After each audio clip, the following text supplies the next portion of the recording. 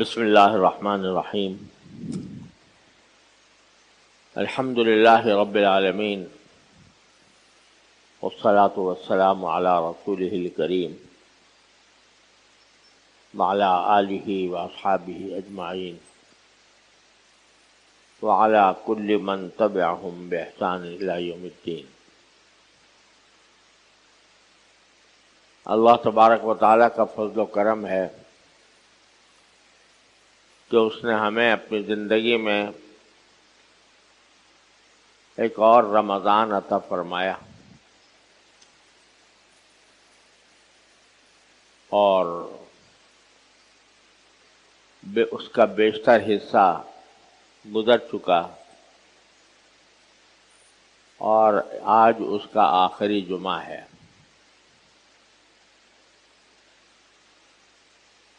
اس موقع پر دو تین باتیں آپ حضرات کی خدمت میں عرض کرنی ہے۔ ایک بات تو یہ کہ یہ آخری جمعہ یا جسے جمعۃ الوداع کہا جاتا ہے، اس کے شریعت میں کوئی الگ سے احکام نہیں ہے۔ بعض حضرات جمعۃ الوداع کے سلسلے میں کہتے ہیں کہ جمعۃ الوداع کے اندر فلاں طرح کی نماز پڑھیں، اس میں پہلی اس میں یہ پڑھیں وہ پڑھیں۔ ایسی کوئی چیز قرآن و سنت سے ثابت نہیں ہے۔ البتہ اس لحاظ سے بے شک ایک مسلمان کے لیے اس کی اہمیت بڑھ جاتی ہے کہ رمضان کا مہینہ جا رہا ہے، اور اب کم از کم اس سال کسی آدمی کو رمضان کا کوئی اور جمعہ نصیب نہیں ہوگا۔ رمضان ہو اور پھر جمعہ بھی ہو، رمضان پورا مہینہ ہی مبارک، اور جمعہ کا دن ہفتے میں اللہ تعالی نے مبارک دن رکھا ہے، دونوں جمع ہو جائیں تو اس کی فضیلت بے شک اپنی جگہ ناقابل انکار ہے۔ اور اس لحاظ سے انسان کے لیے ایک لمحہ فکریہ ہے کہ پتہ نہیں اگلے سال مجھے رمضان ملے یا نہ ملے، رمضان کا جمعہ نصیب ہو یا نہ ہو۔ اس لحاظ سے اس کی بے شک ایک اہمیت ہے، لیکن اس کی کوئی الگ عبادت مقرر نہیں ہے جیسے بعض لوگوں نے مشہور کر رکھا ہے۔ اللہ تعالیٰ کی نے جو نماز فرض کی ہے وہی نماز اس میں بھی ہے، وہ جو روزہ فرض کیا ہے وہی روزہ اس میں بھی ہے،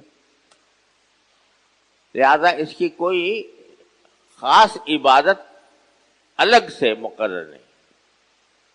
ایک بات۔ دوسری بات یہ کہ رمضان کا مہینہ اب ختم پر آ رہا ہے، آج 25واں روزہ ہے، اس کے بعد پھر 4 ملیں یا 5 ملیں، اللہ ہی جانے، بہت کم باقی رہ گیا۔ تو اس میں دو چیزیں اس موقع پر ہم سب کو کرنی چاہیے، اور یہ صرف اسی سے موقع سے متعلق نہیں ہے، بلکہ جب بھی اللہ تبارک و تعالی اپنی کسی عبادت کی توفیق عطا فرمائے تو بندے کے کرنے کے دو کام ہیں۔ ایک کام یہ ہے کہ وہ اللہ تعالی کی توفیق پر شکر ادا کرے۔ جو کچھ توفیق اللہ تبارک و تعالیٰ نے عطا فرمائی اس پر شکر ادا کرے کہ یا اللہ آپ کا شکر ہے کہ آپ نے مجھے یہ روزہ رکھنے کی توفیق عطا فرمائی، مجھے تراویح پڑھنے کی توفیق عطا فرمائی، اور جو کچھ ہو سکا عام دنوں کے مقابلے میں کچھ تلاوت زیادہ کرنے کی توفیق عطا فرمائی، ذکر کی توفیق عطا فرمائی، صدقے کی توفیق عطا فرمائی۔ یہ اس بات پر شکر ادا کرنا۔ دیکھیے اگر ہم اپنی صرف اپنے عبادتوں میں ہم سے جو کوتاہیاں ہوئی ہیں، اس لیے کہ اللہ تعالیٰ کی عبادت کا حق تو کوئی ادا کر نہیں سکتا، اگر صرف اسی کو دیکھنے کے اسی کو کی طرف نظر کرنے بیٹھ جائیں تو مایوسی کے سوا کچھ نہیں ملے گا۔ لیکن یہ دیکھو کہ الحمدللہ جن کو توفیق ہوئی روزہ رکھنے کی، جن کو توفیق ہوئی تراویح پڑھنے کی، جن کو توفیق ہوئی راتوں کو جاگنے کی، جن کو توفیق ہوئی اعتکاف کرنے کی، یہ اللہ تعالیٰ کی خاص نعمت ہے جو ان کو حاصل ہوئی، اس پر شکر ادا کرنا چاہیے۔ اللہ بچائے ایسے بھی لوگ ہیں دنیا میں کہ ان کو پتہ ہی نہیں چلتا کہ کب رمضان آیا تھا اور کب چلا گیا۔ ان کے گھر میں رمضان داخل ہوتا ہی نہیں۔ رمضان داخل نہ ہونے کے معنی یہ کہ نہ سحری ہوتی ہے، نہ افطار ہوتا ہے، نہ تراویح ہوتی ہے، نہ اللہ تعالیٰ کی طرف دھیان ہوتا ہے۔ اللہ تعالیٰ محفوظ رکھے۔ الحمدللہ اللہ تعالیٰ نے ہمیں ان میں سے نہیں بنایا، بلکہ توفیق بخشی روزہ رکھنے کی، تراویح پڑھنے کی، قرآن کریم کی تلاوت کی، جو کچھ بھی توفیق ہو گئی اللہ تعالیٰ کا شکر ہے۔ تو یہ موقع ایک تو اللہ تعالیٰ کا شکر ادا کرنے کا ہے کہ اس نے ہمیں رمضان کی دولت عطا فرمائی۔ دوسرا یہ موقع استغفار کا بھی ہے کہ جو نعمت اللہ نے عطا فرمائی تھی اس سے جتنا فائدہ ہمیں اٹھانا چاہیے تھا اتنا ہم نے اٹھایا نہیں، اس لیے کہ نہ رمضان کا حق ادا پایا، نہ روزوں کا حق ادا ہو پایا، نہ تراویح کا حق ادا ہو پایا، بلکہ ہم نے بہت سے اوقات غفلت میں گزار دیا۔ اس پر اللہ تعالیٰ سے استغفار۔ ایک تو اللہ کی دی ہوئی توفیق کی ناشکری نہ کرنی چاہیے، جب اس نے توفیق دی ہے تو اس کا شکر ادا کریں کہ آپ نے ہمیں اپنے فضل و کرم سے رمضان المبارک بھی عطا فرمایا اور اس میں کچھ تھوڑا بہت اپنی بساط کے مطابق عبادت کی بھی توفیق بخشی۔ لہذا آج دونوں کام کرنے چاہیے، اللہ تعالیٰ کا شکر بھی اور اپنی کوتاہیوں پر استغفار بھی۔ ایک رجحان ہمارے معاشرے میں اکثر پایا جاتا ہے کہ جو کچھ چھوٹی موٹی عبادت کرنے کی توفیق ہو جاتی ہے اس کو اس کی ناقدری کرتے ہیں کہ بھئی ہم نے کیا نمازیں پڑھی، کیا روزے رکھے، یہ تو اٹھک بیٹھک کر لی، روزہ جو ہے ویسے ہی اپنا پیٹ خالی کر کے گزار لیا، جو حقیقت تھی روزے کی وہ ہم نے حاصل نہ کی، وغیرہ وغیرہ۔ تو یہ ساری باتیں مایوسی کی باتیں، اور مایوسی کا دروازہ اللہ نے اور اللہ کے رسول صلی اللہ علیہ وسلم نے بند کیا ہے۔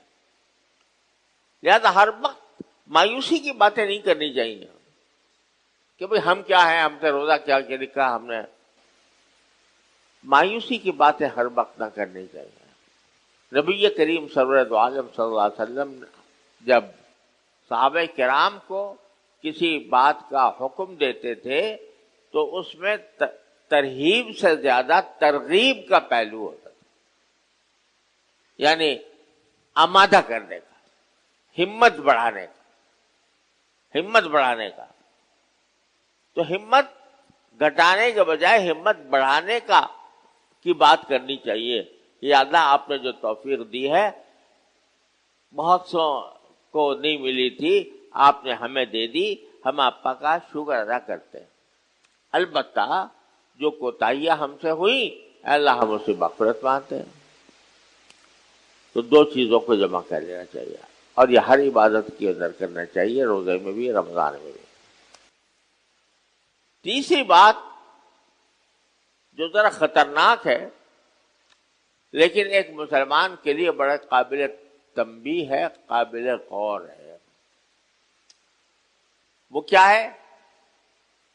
وہ ایک حدیث میں آتا ہے کہ نبی کریم صلی اللہ علیہ وسلم ایک مرتبہ خطبہ دینے کے لیے تشریف لائے جمعہ کا، تو آپ کے منبر مبارک کی 3 سیڑھیاں تھیں۔ ایک سیڑھی پر آپ نے قدم رکھا اور قدم رکھ کر فرمایا آمین، کوئی دعا نہیں کی لیکن آمین کہا۔ دوسری سیڑھی پر قدم رکھا، وہاں پر بھی آمین فرمایا، اور تیسری سیڑھی پر قدم رکھا، وہاں پر بھی آمین فرمایا۔ بعد میں لوگوں نے پوچھا کہ آپ نے کس بات پر آمین فرمایا؟ تو نبی کریم صلی اللہ علیہ وسلم نے فرمایا کہ میرے سامنے جبریل آ گئے تھے اور جبریل امین علیہ السلام نے کچھ دعائیں کی، ان دعاؤں پر میں نے آمین کہا۔ اب آپ اندازہ لگائیے کہ دعائیں کس نے کی؟ جبریل امین علیہ السلام نے۔ آمین کس نے کہی؟ سید الاولین والآخرین صلی اللہ علیہ وسلم نے۔ اور وقت کون سا ہے؟ جمعہ کا۔ جمعہ کا بھی کون سا؟ جس پر خطبہ دینے کے لیے رسول کریم صلی اللہ علیہ وسلم تشریف لا رہے ہیں۔ تو اس دعا کے قبول ہونے میں ایک مسلمان کو کوئی شک نہیں ہو سکتا، یقیناً قبول ہو گیا، لیکن وہ ہے خطرناک۔ وہ یہ ہے کہ نامراد ہو وہ شخص، یہ دعا کی جبریل میں، نامراد ہو وہ شخص کہ جس نے اپنے والدین کو بڑھاپے کی حالت میں پایا اور وہ اپنے گناہوں کی مغفرت نہ کرا سکا۔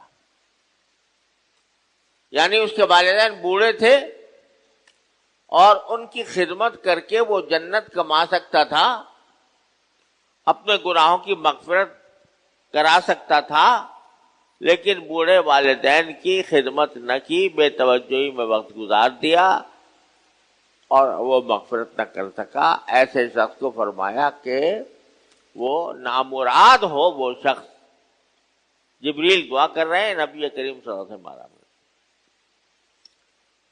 اور دوسرا وہ کہ جس کے سامنے نبی کریم سرور دو عالم صلی اللہ علیہ وسلم کا اس میں گرامی لیا جائے اور وہ اس پر درود نہ بھیجے، میں صلی اللہ علیہ وسلم بھی کہہ دے تو یہ بھی درود ہے،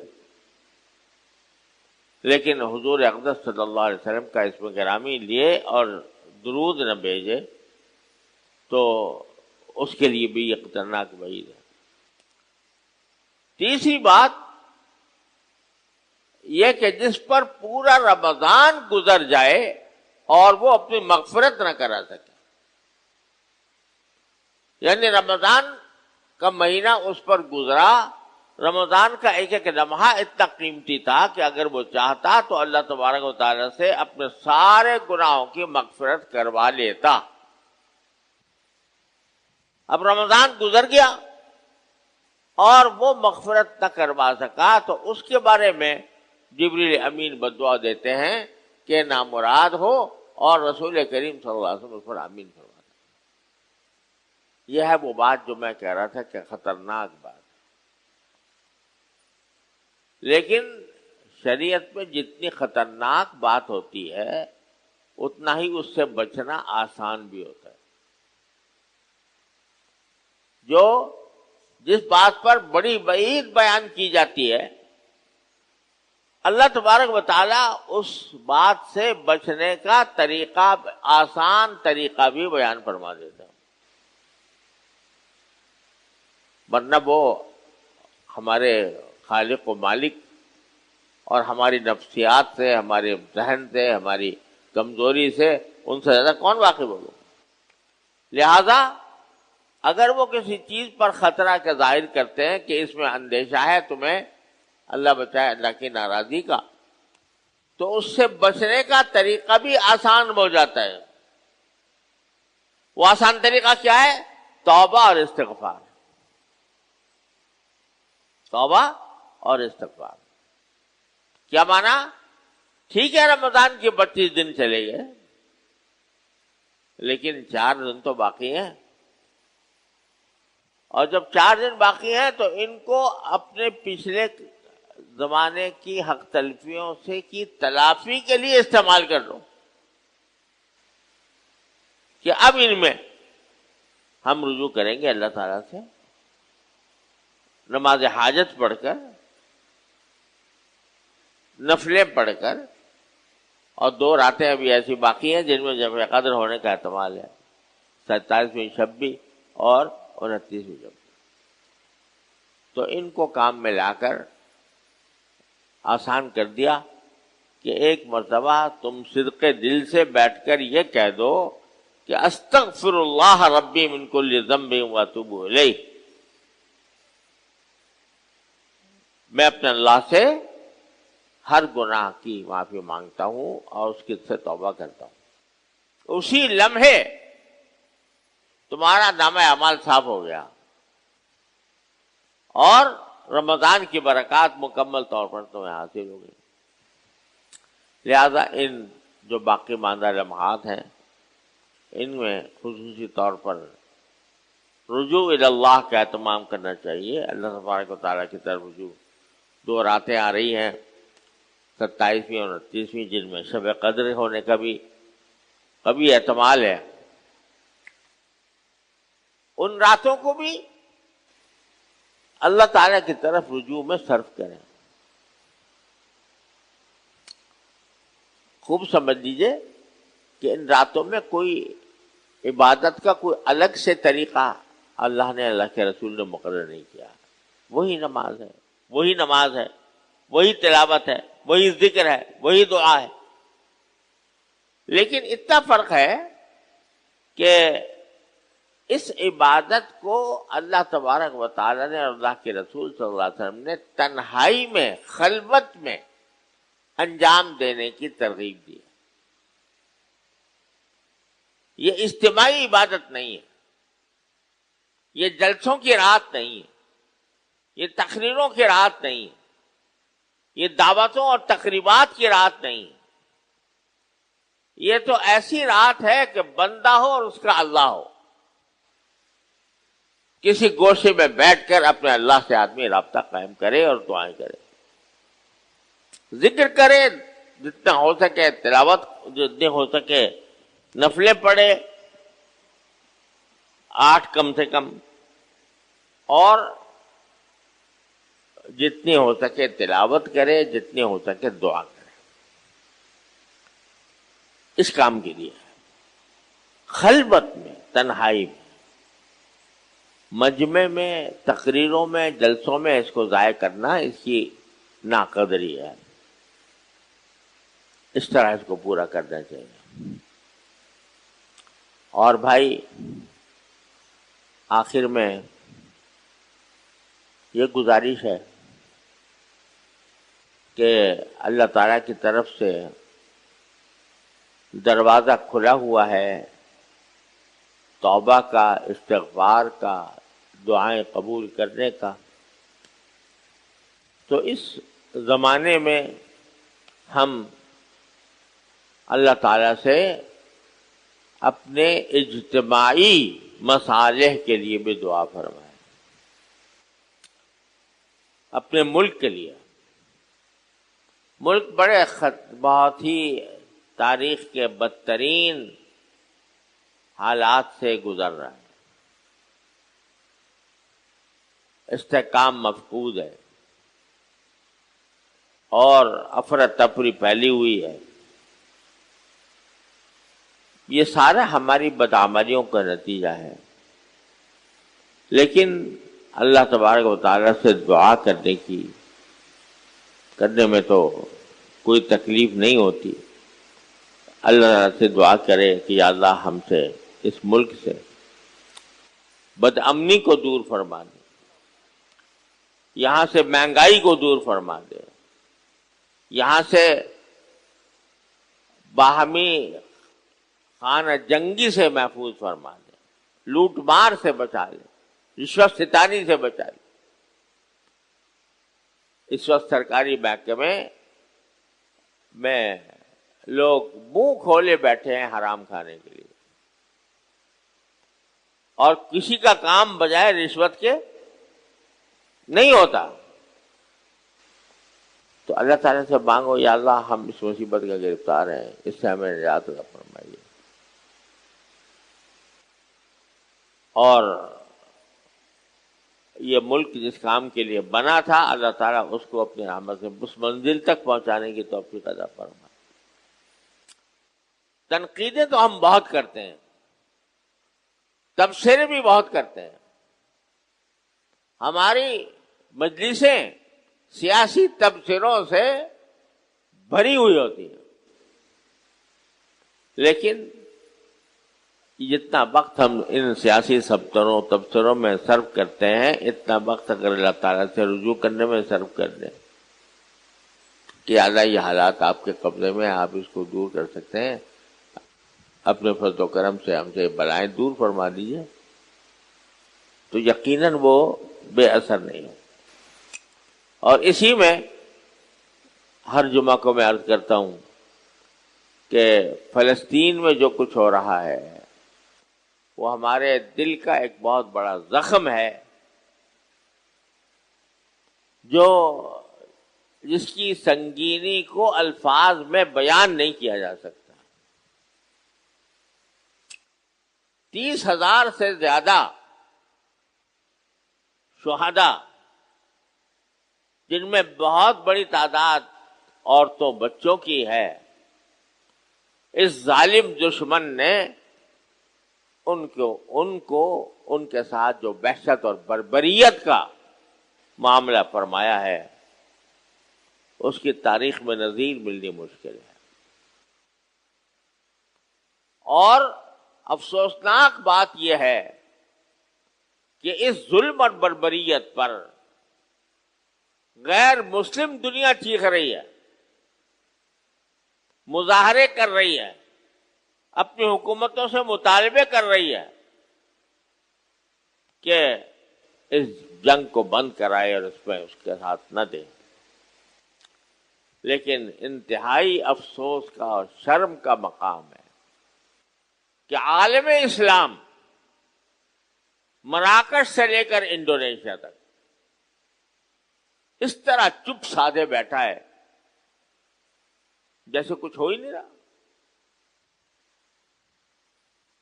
لے دیکھ کر بیچارے الجزائر نے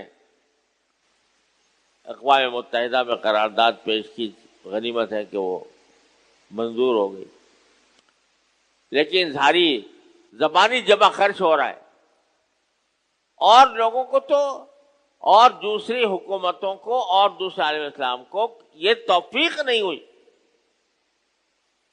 کہ اس قتل عام کی مذمت میں ہی 2 کلمہ کہہ دیتے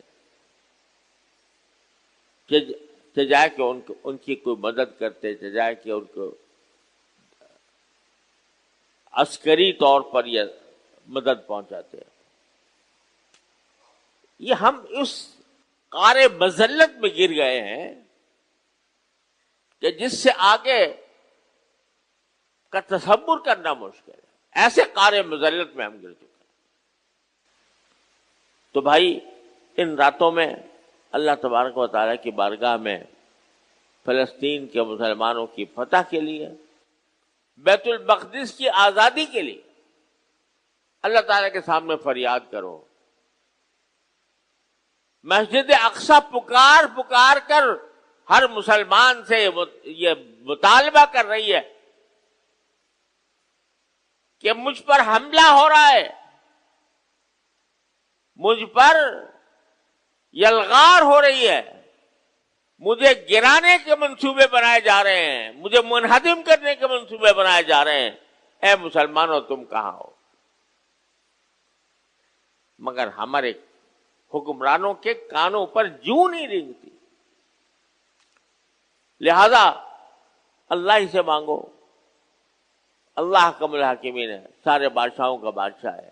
یا اللہ اپنے فضل و کرم سے ہمارے حکمرانوں کو بھی ہوش دلا دیجئے، ہمارے حکمرانوں کو بھی ہوش آ جائے کہ ہمارے بھی کچھ کرنے کا کام ہے، اور وہ اس معاملے پر اہل فلسطین کی مدد کریں.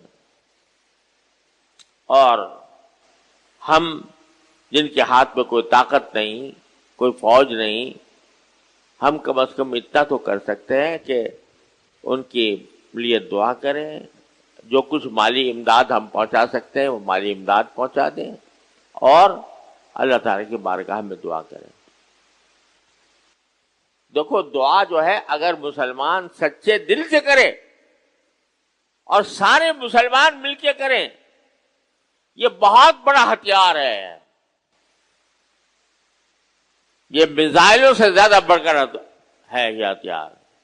اگر سب اس کا اہتمام کر لیں تو باقی رمضان کے اندر اس کا بھی اہتمام کیا جائے. اللہ تبارک و تعالیٰ اپنے فضل و کرم سے ہمیں کفار کے ظلم و ستم سے نجات عطا فرمائے اور صحیح معنی میں آزاد مسلمان ریاست ہمیں بننے کی توفیق عطا فرمائے. وآخر دعوانا ان الحمدللہ رب العالمین.